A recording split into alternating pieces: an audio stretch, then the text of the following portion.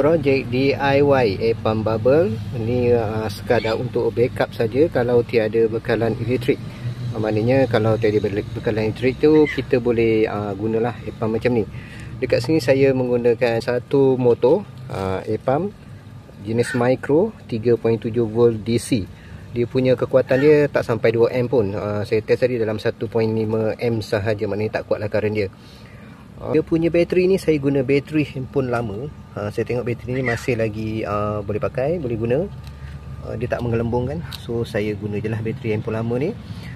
So untuk cas bateri handphone lama ni saya menggunakan TP4056 Type C. Maknanya kat sini ada cas Type C. Kalau kita guna handphone punya charger tu kita boleh cocok kat sini.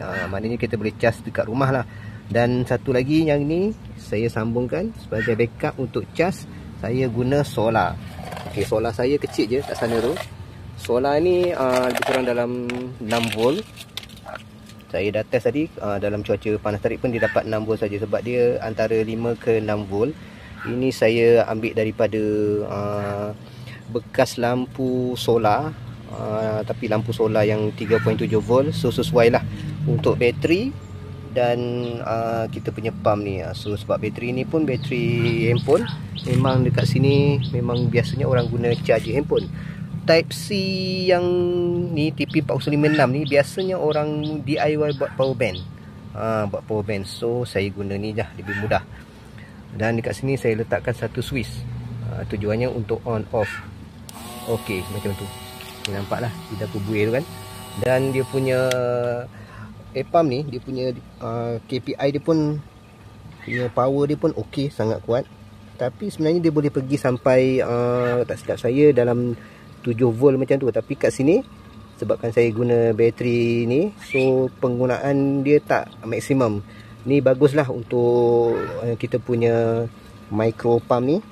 Air pump ni lebih tahan lama lah. Saja TP4056 ni sebenarnya bagus sebab dia ada sekali indikator untuk pengecasan bateri. Maknanya kalau bateri tu kita tengah cas, dia akan hidup lampu merah kat sini. Sebenarnya ada LED merah kat sini. Boleh nampak kan? LED merah tu maksudnya pengecasan lah. Dia tengah cas. Saya cas guna solar ni.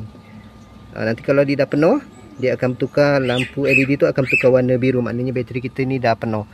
Dan untuk jaga bateri kita ni supaya tak meletup, tak overcharge, TP4056 ni memang dah dilengkapi dengan sistem cut off charging lah. Maknanya kalau dah overcharging tu dia akan cut off sendiri. Maksudnya bateri penuh dia mati. Dia tak akan charge lagi. Dan dekat sini saya guna kuasa solar, lebih mudah lah. Jadi kalau andai katalah bateri saya ni habis waktu siang lah, tapi ni gunanya untuk waktu siang, kelebihan dia lah untuk waktu siang, masih ada cahaya matahari, maksudnya pump saya ni tetap akan berfungsi. Jadi dia boleh hidupkan pump dan boleh cas sekali saya punya bateri. Macam tu lah. Ini hanya sekadar untuk on off sajalah. Bunyi dia pun tak terlalu kuat macam ni dia bunyi je, slow je. Untuk pump ni berapa kuat dia punya function dia lah, berapa kuat dia punya buih dia. Okey, sekarang kita on. Okey, boleh nampak memang sangat-sangat kuat.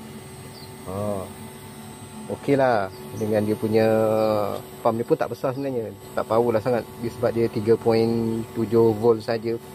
So kalau untuk backup saya rasa dah lebih dari cukup lah ni. Okey, itu saja. Bye bye.